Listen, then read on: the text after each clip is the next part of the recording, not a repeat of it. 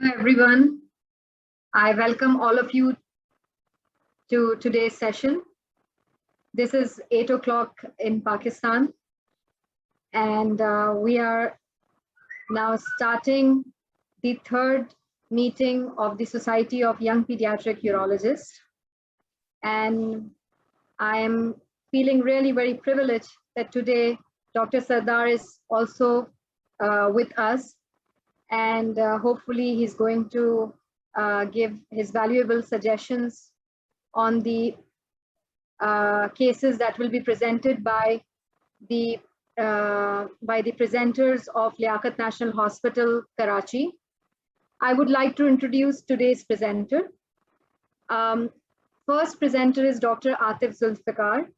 He is a third-year pediatric surgery resident at Liaquat National Hospital, which is a tertiary care institute in Karachi.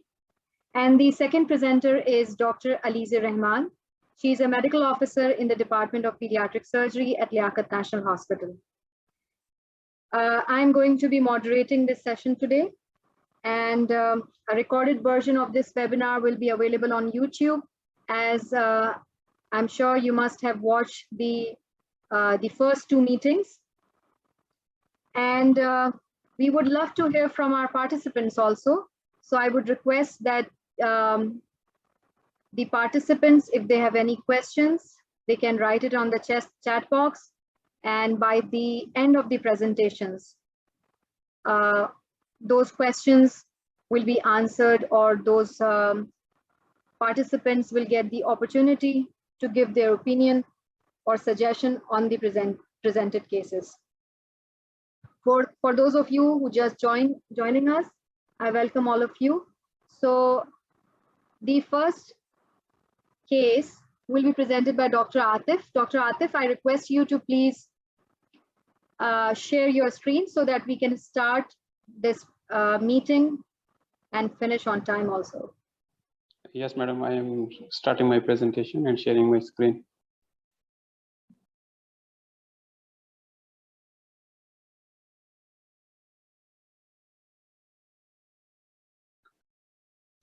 Assalamu alaikum. My name is Dr. Atif Zulfikar, third year resident in Liaquat National Hospital, Pediatric Surgery Department, urology case discussion.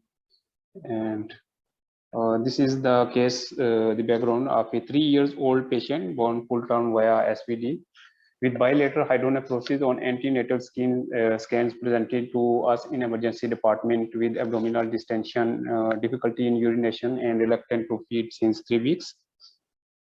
Patient was admitted, and the workup was done for the abdominal distension and difficulty in urination and reluctant to feed, and the blood workup, urine workup, and ultrasound was performed. His urine CI shows fungal infection and fungal urosepsis candida albicans, and patient was treated for urosepsis.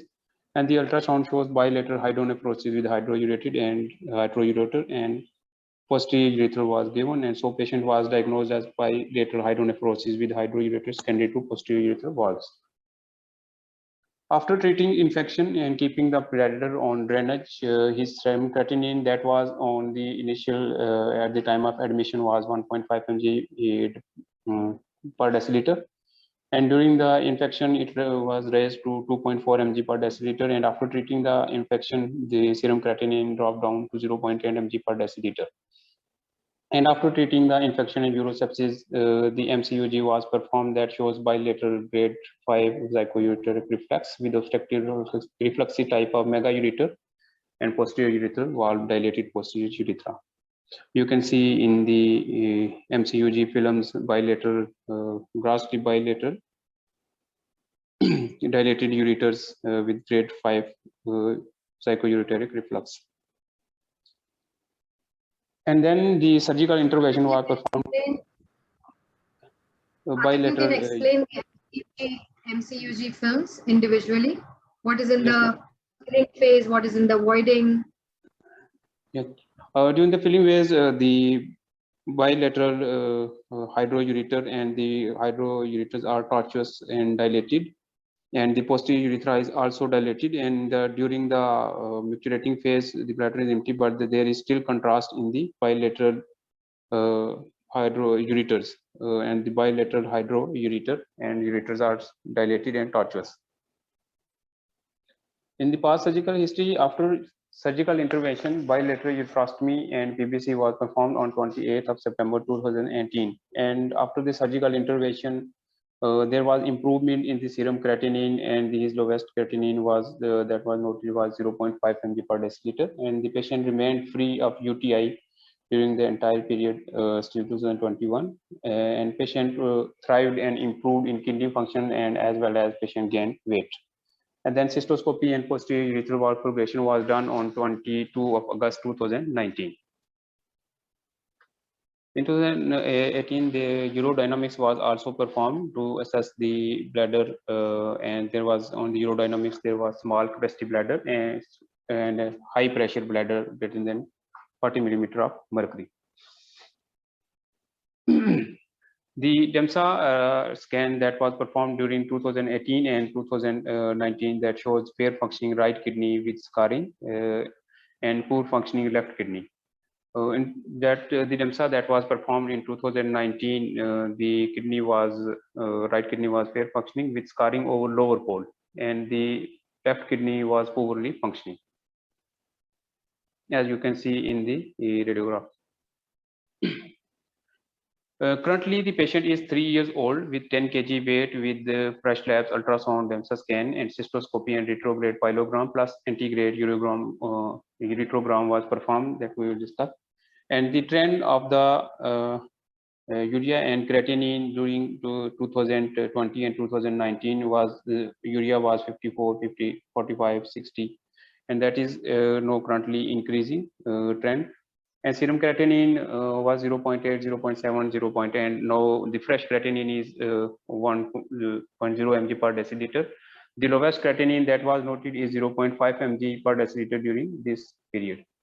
And the fresh ultrasound that was performed in 15th of September 2021, the right kidney still shows moderate to massive hydronephrosis with hydroureter, and the dilated ureter is 1.7 centimeter.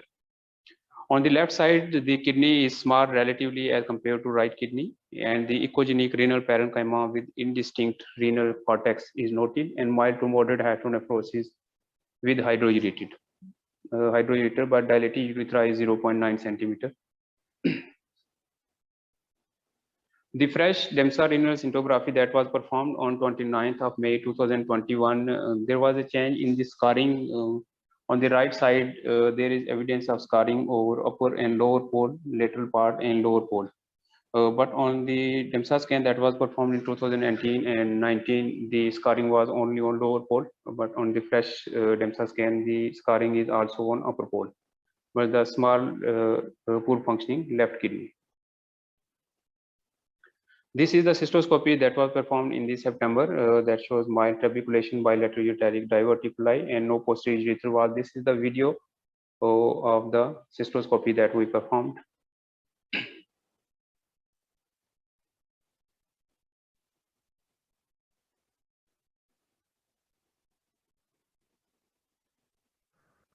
So I can do the commentary on the video. So this was 10.5 French cystoscope was used to do this cystoscopy, and as soon as we enter into the bladder, we moved into the right side of the diverticulum, right-sided diverticulum. And here it was very difficult to identify the ureteric orifice. So what I did, I put a small 6 French feeding tube into the distal loop of ureterostomy and injected methylene blue and tried to visualize from where that methylene blue is entering into this diverticulum. And I found out that there is a very, very small, very narrow opening on the top of this diverticulum from which this methylene blue was entering into the diverticulum. And then I came out and then moved my scope to see the dome of the bladder. This was mild to moderately trabeculated bladder. And then the scope was introduced onto the left side. Okay, now this is this I'm trying to see the bladder neck. And then on the left side, Okay, so I think Atif, you have edited this video. So Yes, there madam. was no, I couldn't find the ureteric orifice on the left side of the diverticulum when I injected the methylene blue through the left loop ureterostomy, the distal end of the left ureterostomy, probably because it was very, very narrow. And then I visualized the entire urethra. There was no stricturing, there were no residual valves. And you just observed that the stream of the patient was also very good. So, Atif, you can Yes, madam. carry on with your presentation, please. Thank you. Yes, madam. Then the retrograde pyelogram and antegrade ureterogram was performed. This is the video that we have captured. So a Foley catheter was placed into the proximal loop of the ureter, and there I just wanted to know why there is hydronephrosis. Is there any secondary PUJO? Is there any obstruction in the entire ureter? So the contrast was moving smoothly across the entire ureter and was entering into the dilated pelvic calyceal system. And as soon as we removed the tube, the entire system drained immediately. It got emptied immediately. And so this was a retrograde ureterogram.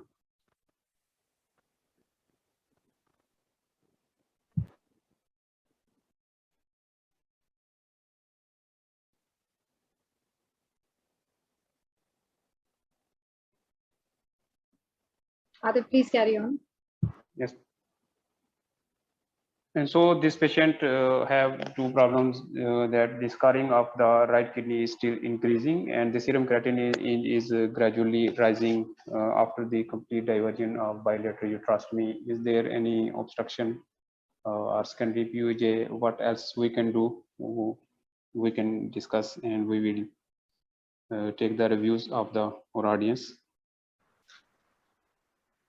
Okay, thank you very much, Thank you. Atif, for your presentation. Madam. So in summary, this is a 3-year-old child who managed to remain free of urinary tract infection, despite the fact that we have not been able to reduce his hydronephrosis during the entire 3 years of period in which we were treating him. And he has thrived, though he has suffered malnutrition in the first year of his life. His serum creatinine has increased. Probably his eGFR is not very good. We have not calculated it, but the question to the audience and to the senior is that we have to now make a plan for his future treatment. So what are the options available? Because this is his right kidney is the only is the only good functioning kidney. It's a fair functioning kidney. So and we should also consider the point that his bladder has never been given opportunity in the entire last 3 years to face any challenge of urine. So we are not sure how much it is in the volume, but as per cystoscopy, it is not that bad. So I am now, I invite the audience to give their opinion on this case. Dr. Sardar, can you provide me with any suggestion on the management of this patient? Thank you, Hina. I missed that. What the bladder capacity was when you measured in the urodynamics? There was some volume of bladder, very small. There was, yes. What I recall, because I have not reviewed the urodynamic this information, but when what I recall is it was around 70 mils. Okay. So basically, this is such a dilated system, even after cutaneostomy, although I understand that it's draining well, you don't always see a complete resolution of hydronephrosis. What is a good response to cutaneostomy is that if the kidney is remaining stable and hydronephrosis is not progressing, not necessarily improving, but not progressing. And looking at the all outcome, the left kidney is no good, I see, and the right kidney is the only functioning one. So what you need to do is probably create a good reservoir to which that right kidney should drain, and make sure that that reservoir will empty regularly. So first, you need to make sure that 70 mils of bladder is going to be good enough to carry on with the right kidney. The only problem here which arises is that how are you going to connect the right ureter to that small bladder? And that's going to reduce bladder volume even more.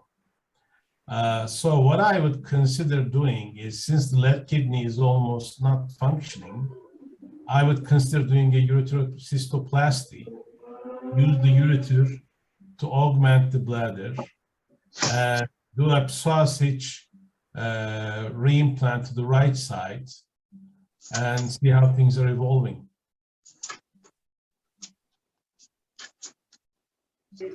And of course, you're going to sacrifice the left kidney in that case. I wonder how much the left kidney was functioning. It was very small, right? Less than 10. Yeah, it's a very small 4-centimeter kidney with a function of around 18%.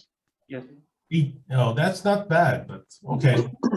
I would still consider doing a cystoplasty, uterostoplasty, and a reimplant using sausage, and follow the patient. Okay, all right. Can we talk about his bladder drainage after doing ureteric reimplantation? Does his bladder need to be kept on drainage for some time? Oh yeah, early on, yes, but later you have to follow the patient and use intermittent catheterization if needed. Okay. Okay.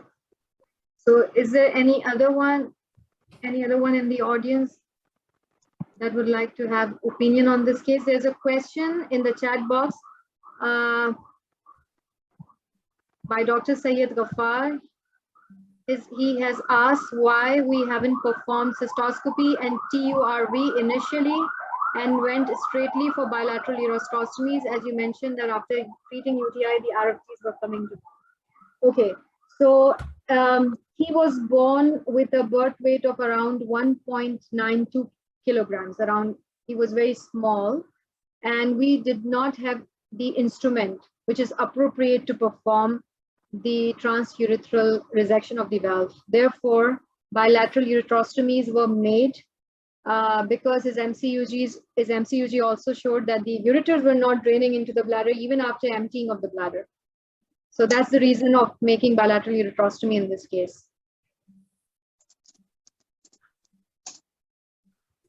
So there are two things here. So Hina, one of the things is that I appreciate that you were sort of pushed to do ureterostomies, but this bladder has never been cycled. Okay, so that's why the capacity is really low. In terms of the left kidney, you don't want to sacrifice that because it is still 20%. So what you can probably do is you can do a left to right ureterostomy. Don't do a double reimplant, just do a single reimplant. In terms of augmentation, it is a very dilated ureter, so it probably can be used. But if you do that, I would definitely do that with the Mitrofanov channel.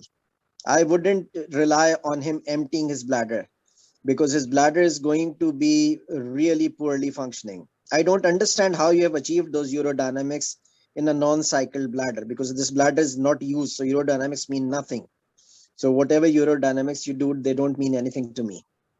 Another thing you have to keep in mind is that 1/3 of PU patients will have dysplastic kidneys anyway, and their renal function will keep going down whatever you may do. The only other investigation I want to do on this patient is a MAC3 to see the drainage from the top end, because what you have done is you have done a retrograde and you have just seen it empty out on a ureterostomy channel. So if you do a MAC3 and you see that there is a baggy dilated system, then I won't worry about dilatation. Dilatation may not go away ever, but as long as it is freely draining, it's fine. A dilated baggy system is not a problem. So I think my management plan would be a left to right ureterostomy and augmentation cystoplasty, either using the bladder, but definitely with a Mitrofanov. and then see if things are working, and if his bladder picks up, then we can keep an eye. But keep in mind that 1/3 of these patients will ultimately end up in end stage renal disease, whatever you do, because they're dysplastic to start off with. So it's not a chance that you will 100% salvage this kidney, whatever you may do. Okay, Andre. So Dr. Ghulam Mushtaba is raising his hand. Please go ahead with your opinion. Dr. Ghulam Mushtaba. Dr. Hina, first of all, if this patient presented to me earlier, my approach would be slightly different. I will go for valve ablation with unilateral refracting ureterostomy. That will be better to keep the recycling of ureter as well. However, this patient, bilateral ureterostomy was done, the bladder was totally out of urine recycling. At the moment, the two concerns, one is the right kidney is not draining as well, to my knowledge, because there's persistent hydronephrosis and there's raising creatinine as well.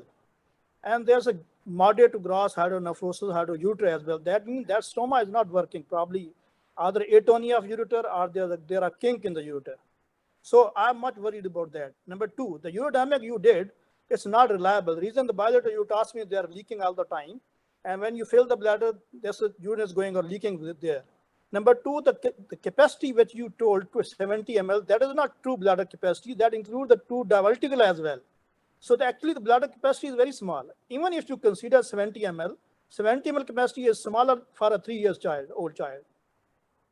Okay, so this bladder has very small fibrotic non-cycled bladder that needs to be augmented in future. Number three, the left kidney, I will not sacrifice left kidney. Even if it's working 20%, it has to be preserved. It is contributing 20%. That will help in future at least. So what I will not go straight forward to augmentation or reimplantation. I will rethink about the drainage of right kidney first.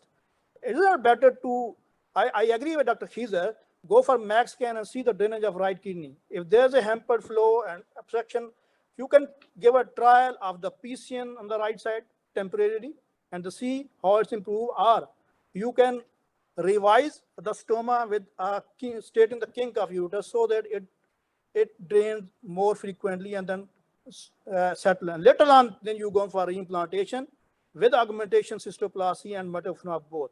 Because this bladder, you cannot only go for only augmentation, you have to make a metapnea channel as well. Thank you. Okay. So, okay. So in conclusion, can we say that this child, okay, Dr. Tekul, Dr. Sadar, do you want to say something? Yeah, I missed that left kidney was that well functioning. So I would also preserve the left kidney. I didn't get that. The whole issue is that this, I mean, the timing of that surgery is important, because whatever you're going to be doing now, putting the ureters into the bladder, creating a new reservoir and all that, will put more burden on the kidneys. And this will, of course, progress.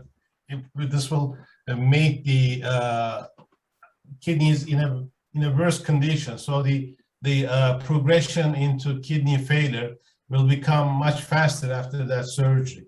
So I would still wait some time till the child is getting a bit older, and keep the kidneys or preserve the kidneys as much as possible.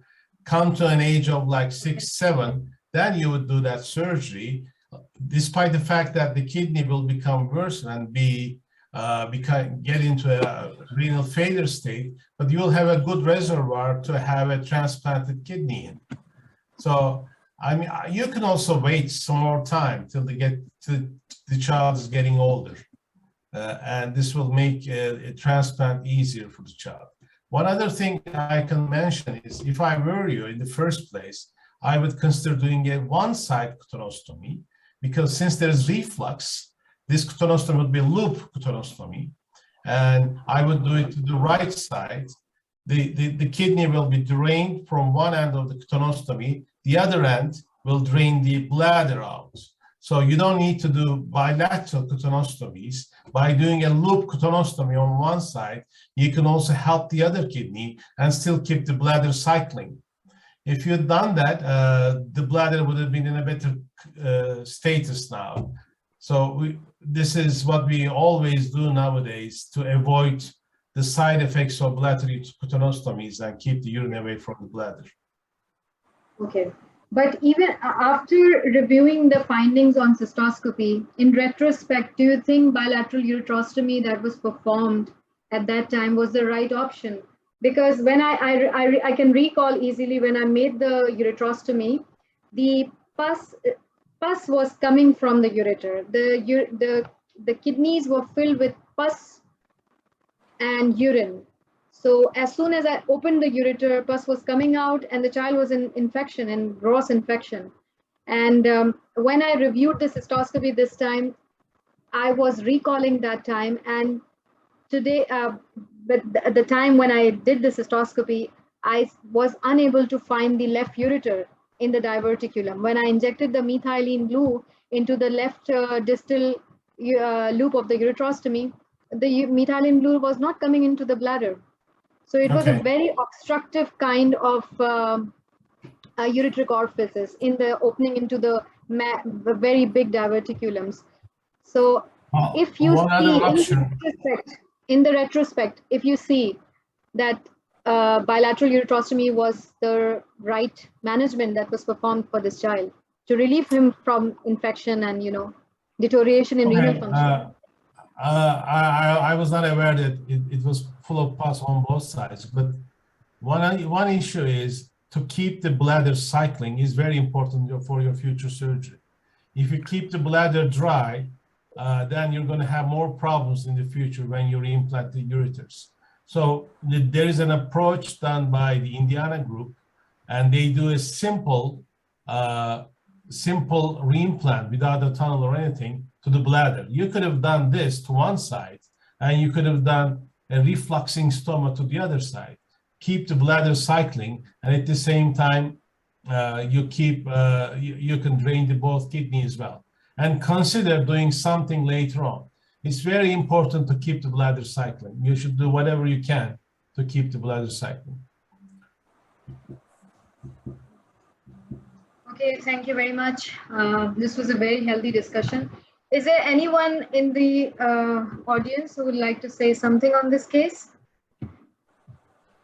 Okay, Dr. Mujtaba, your hand is still raised. You want to say something?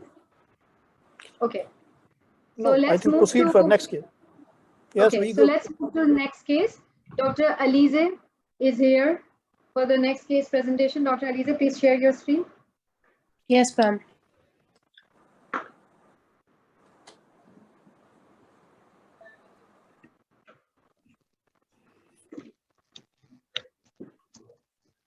Good evening to all the respected members of the meeting. My name is Dr. Alize Rahman. I am currently working as a medical officer in pediatric surgery at Liaquat Hospital. The case that I'll be presenting today is of a 10-year-old boy who came to the OPD with no known comorbs. The patient presented with complaints of difficulty in passing urine since 2 months. According to the father of the patient was in usual state of health when he started to have difficulty in passing urine, which progressed rapidly and caused acute urinary retention, for which the patient was brought to ER and was catheterized, which relieved the urinary retention. There was no history of fever, abdominal pain, trauma, passage of stone, or burning micturition, and there was no previous history of such episode in the past. After that, the patient started to have difficulty in passing urine intermittently, associated with hesitancy and straining during voiding. It was also associated skin with is not sharing. There's no skin sharing.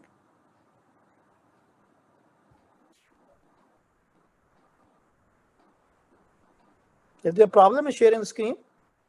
So just give me a minute. I did share the screen. I think there must be a problem.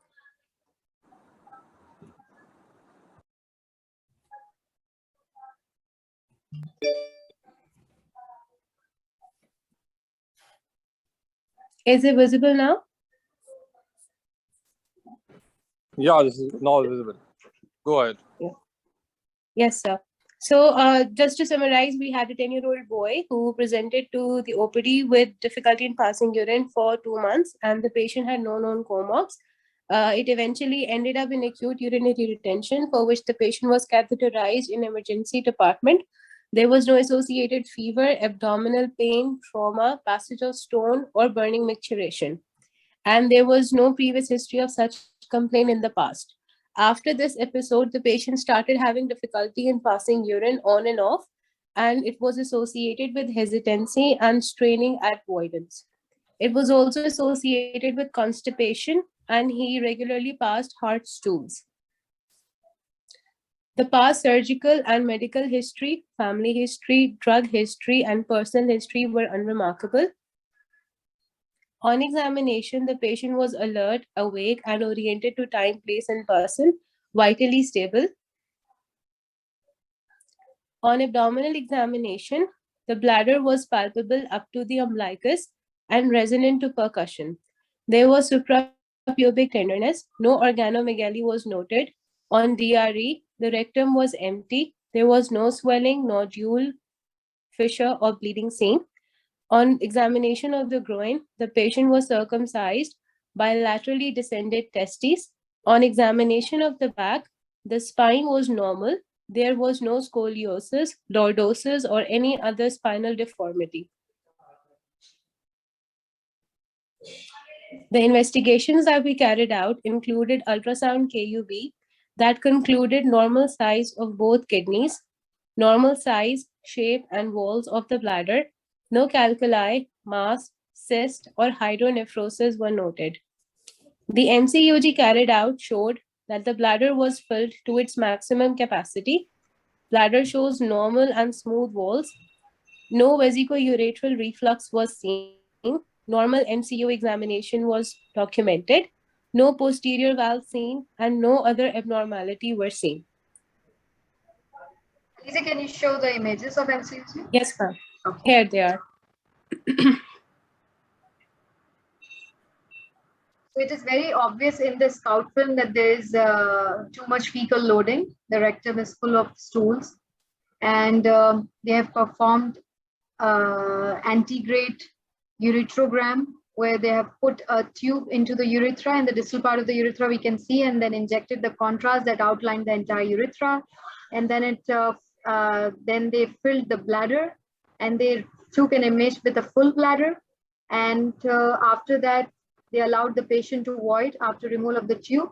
And as per information from the guardian of this child, we got to know that the child was straining at voiding and couldn't void properly, but he was trying and straining and continued to strain till he emptied all his bladder. Okay, please carry on with your presentation. Yes, ma'am.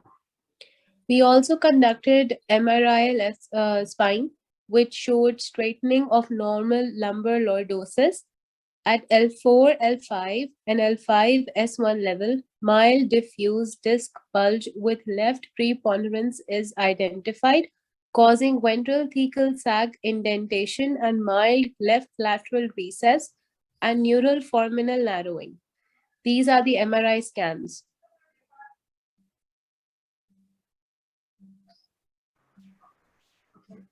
Please, next slide.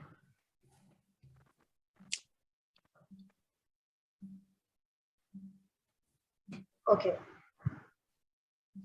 So his constipation was managed with rectal enema and stool softeners, and his constipation resolved with the given treatment, but he continued to strain and was unable to empty his bladder. He did not have any episode of febrile UTI, and because of straining and retention, he was advised to do CIC every 2 hours. So the problem in this case that we identified, we also took a neurology and a neurosurgical opinion, and they said that they did not find any problem in this child. And his urinary symptoms are not related to any neurosurgical or neurological problem. So we have planned him from urodynamic study and advise him to do CIC for now. So I want to take opinion from the audience on this Dr. case. Hina? Dr. Hina, can I ask something? Hello. Please, Hello, Dr. Dr. Hina, Rashid, can please you hear ask. me? When this Yeah, patient presented to I you can with the hear you. history of retention, this retention was painful or not? This was a painful retention. And when you catheterize the patient, how much urine comes out in the bag? He was catheterized in emergency, so it was not recorded. Okay. But according So to your father, plan a is lot of urine came out on okay. the Okay. bag got So full when he was catheterized.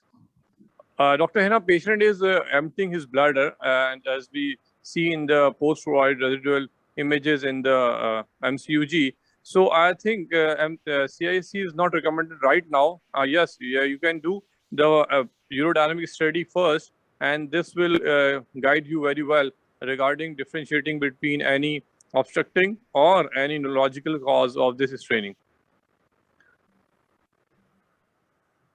Okay. All right. So we have planned him from urodynamics. What other Yeah, possibility?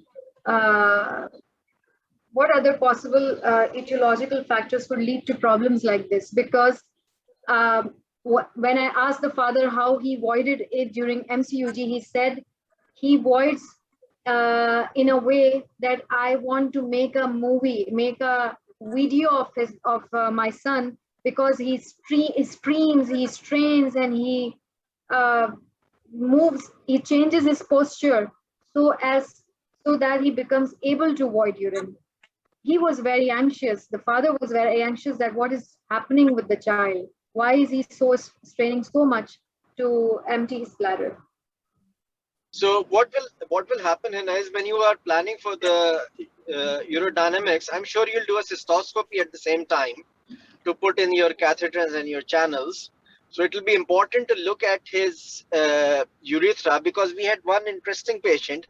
So firstly, it could be a simple detrusor sphincter dyssynergy of a very significant nature, and that can explain everything, and you can manage it either pharmacologically or doing a lateral incision or whatever you want. But we had a patient who had this sort of chronic sort of dilatation. All the bladder is not trabeculated here. It looks pretty smooth lined. But then what he developed was a really acute angle at the bladder neck. So even to pass the cystoscope, it was a lot of a struggle. And this patient went on and on with lots of problems for quite a few years, actually. So I think cystoscopy is very, very important, and urodynamics should give you a catch. I don't know how is he managing CIC in a sensate urethra, because it's a very painful thing to do.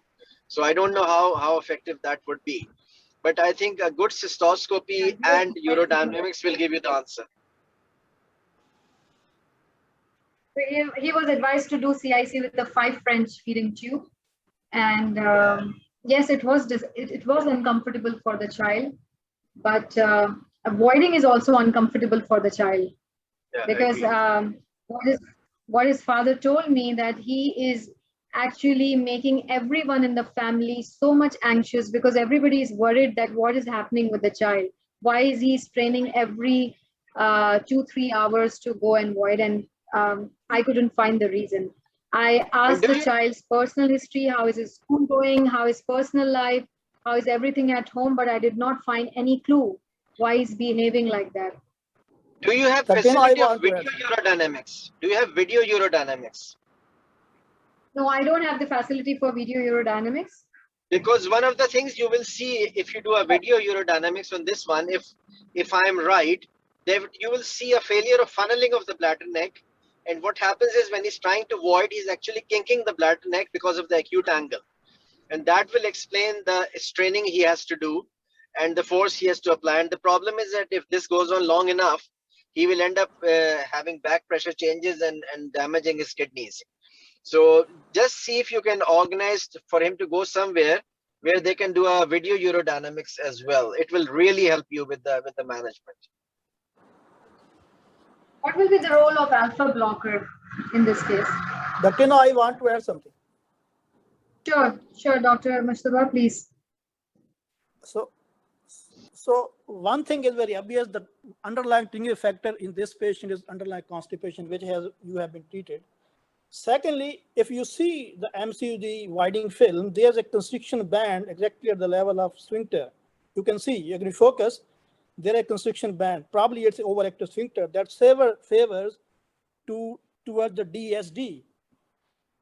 That third, before going to invasive urodynamic study, I would be happy if we could see the widening video of this child, simple video of widening, so that we can see the stream, how he wires, how much he stream and strain. That would be very helpful. That in our practice we usually do it. Every patient we ask the parents to make a video and show to us, because this patient is emptying bladder completely. Although the history is very much suggestive of obstruction, but the patient is widening, the bladder is smooth. The third, after making a video, have you tried for uroflowmetry so that you can see how much the flow? Because he is having these problems for the last 2 months, he has been seen by many urologists across the city. So one of the urologists did a UFM, and it was a very flat, long duration, uroflowmetry. Flat. That's why I'm saying cystoscopy is very important. That's why I'm saying this patient must have a cystoscopy. Yeah. So I see what I see. So Dr. Hina, I planned cystoscopy and urodynamics in the next week, but I also wanted to have an opinion from the participants that what could be the possible cause, because after doing cystoscopy, if I don't find anything, or after urodynamics, if we don't find any reason of his symptoms, then what could be done for this child? Because he's voiding appropriately in the MCUG. I mean to say, he's emptying his bladder completely in the MCUG. So is there any chance that I could find something in cystoscopy? So I'm not in favor of doing urodynamic in this child, because doing urodynamic in 10-month-old is difficult and to do and difficult. He's 10 years. He's 10 years old. He's 10 years. He's 10 years 10 old. years, not 10 months. Okay, that is good. So even then, before going for urodynamic study, even at the 10 year, before going for invasive urodynamic study, I will go again for uroflowmetry first, and then try alpha blocker, the definite role of alpha blocker, then reassess the child. Even then, if not respond, go for cystoscopy first. But I think even urodynamic study, looking at this MCUG, you will find the urodynamic normal, unless you have some video urodynamic study, which is, I think, it's not available here. Okay, Dr. Sardar, you want to say something? Yeah. Looking at the bladder wall looks okay. So this is a recent onset of a problem. It's not a chronic problem. Otherwise, you would have seen trabeculation in the bladder wall, which is not there.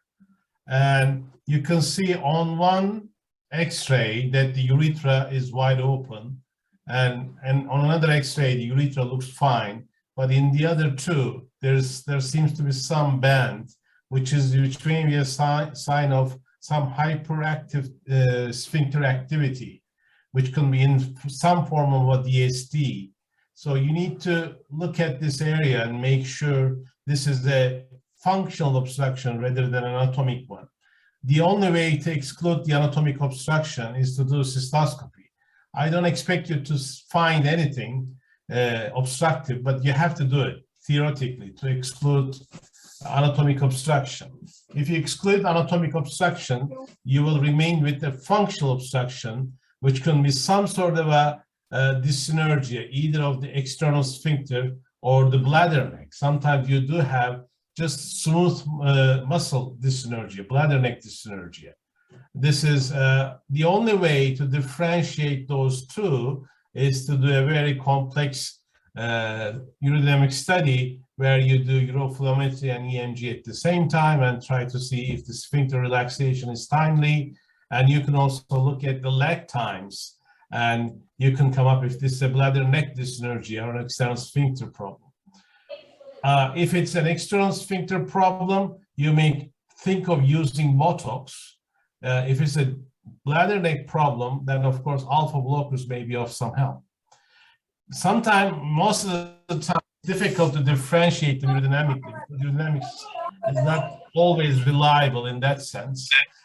So you can start trying alpha blocker first and see how the patient is responding.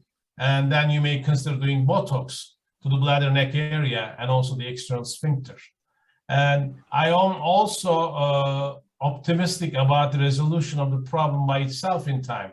By just doing timely voiding, being on the follow-up, good management of the constipation, we can see improvement in the patient spontaneously. I would not do anything aggressive as of time being, because any possible spontaneous resolution is possible. Okay, are you in favor of CIC in this child? Well, I would go and do regular voiding first and measure the post-voiding residual urine on many occasions. If the patient is emptying well with regular voiding, intermittent cat is not going to help much. It will only make the clinical condition worse because of chronic irritation in the bladder neck and all that. If the patient is not emptying and there is retention, of course, intermittent catheterization is inevitable. All right. Thank you very much. Dr. Rashid, do you want to say something? Your hand is raised. Yeah, actually, I raised before, but the thing, same as Dr. Tagul said, that there is a role of alpha blocker in the case when the bladder neck is a culprit. But I think my suggestion is urodynamic will helpful, and it will give you the clue that there is some anatomical or physiological obstruction or the airy EMG changes of the sphincter, because this is more likely towards the DSD, because the sphincter might be the culprit, and this cause all these things. And one thing more, Dr. Hina, can I ask that the history of this issue is how wrong is the history as a family, as you asked about the family that. I've inquired every aspect. That why the child, because the father was very worried. He has been to many urologists, and he was quite worried about the child. Every time the child used to go to washroom, he strains and screams and becomes anxious. And he's a big, healthy 10-year-old boy who was otherwise well in the last many years. He has never been ill, never been hospitalized. He has no significant change in his personal in his environment, in his schoolings. Nothing significant has changed in his life. So that's why I inquired every aspect of his life, so that to know if there is anything that can be a modifiable risk factor, we need to reach that. But I didn't find any. And moreover, there was a history of acute urinary retention, and afterwards he never went into retention, but during voiding, he was very uncomfortable. And that's the reason I decided to present this case here on this forum, to have opinion of the audience. Hina, are you sure that the boy has been infection-free all the time? Yes, he is infection-free all the time. I suspect we that never the gave him urethra, an IV or antibiotic. Yeah. okay, I suspect that the urethra is highly sensitive in this child, because this voiding with so much pain and dysuria is a sign of very sensitive urethra, which can happen without infection also. So you may want to look at that as well. Maybe you cannot get a bacterial infection, sometimes viral infections. Adenovirus infection may cause that too. So you may need to wait some time. You cannot really treat any viral infection in that area. But I think just keeping the patient for some time and making that urethra will calm down may help. This has happened recently. There was no such thing before. So you need to think of something acquired. Okay. So yes, adenovirus causes hemorrhagic cystitis, and is very can be a reason for this painful micturition. So what's the consensus? What's the consensus? Should we go for urodynamic or not? I'm not going to do urodynamic with this child. Okay, I think we should leave this child for some time as yes, Dr. you put on yes, I repeat, you should start alpha blocker and review this child with uroflowmetry and video avoiding. I think hopeful things will better. Because even with urodynamic, uterus sphincter dyssynergia, it's very difficult to diagnose a simple urodynamic study until you have full EMG of sphincter and video urodynamic. So the condition that we call bowel and bladder dysfunction, it's a very broad term. But does this patient come into that umbrella category? What do you guys think? No. Okay. So bowel and bladder dysfunction starts from basically bowel problems that leads to bladder dysfunction. So this could be a possibility because he went into this problem 2 months ago, but he has been having constipation for many years.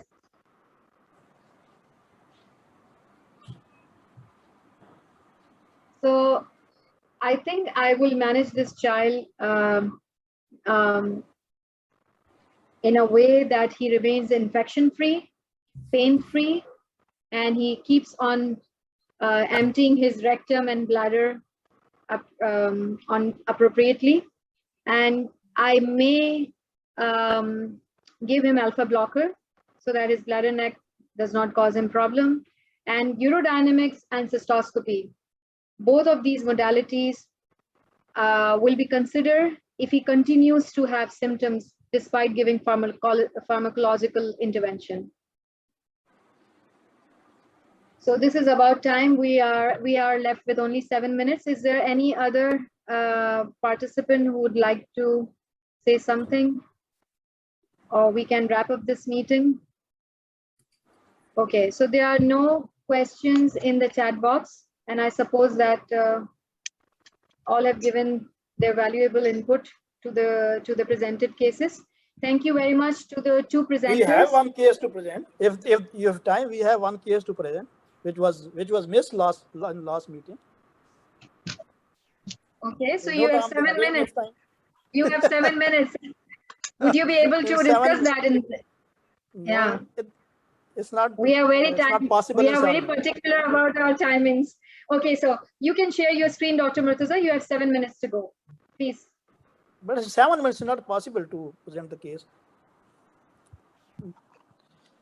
Basically, it's a post-op case of. We can present next time. Okay, it's a post-op case of Wills tumor and horseshoe kidney. We can present next time. We have operated it, and we just can summarize your case. We just want to share our experiences. It's post-operative case of horseshoe kidney with Wills tumor and the tumor and thrombus in the IVC. It's an interesting case. Okay. If audience agree, then we can share. Otherwise, we can present next time. I think everyone has their commitment, so we are committed for only 1 hour for this meeting, and therefore I think we can wrap up this meeting now. And please share your presentations before this when the announcement is made for this meeting. I thank the participants, all the participants and the presenters for giving me valuable suggestion on these patients. And the next meeting will be on second Sunday of the next month, which will be November 14th. So we'll meet at around 8 p.m. Pakistan time. And thank you again. Have a great day. Bye. Thank you. Well done. Thank you. Bye-bye. Thank you, Dr. Hina. Thank you. Thank you, everyone. Bye. Thank you, everybody. Thank you.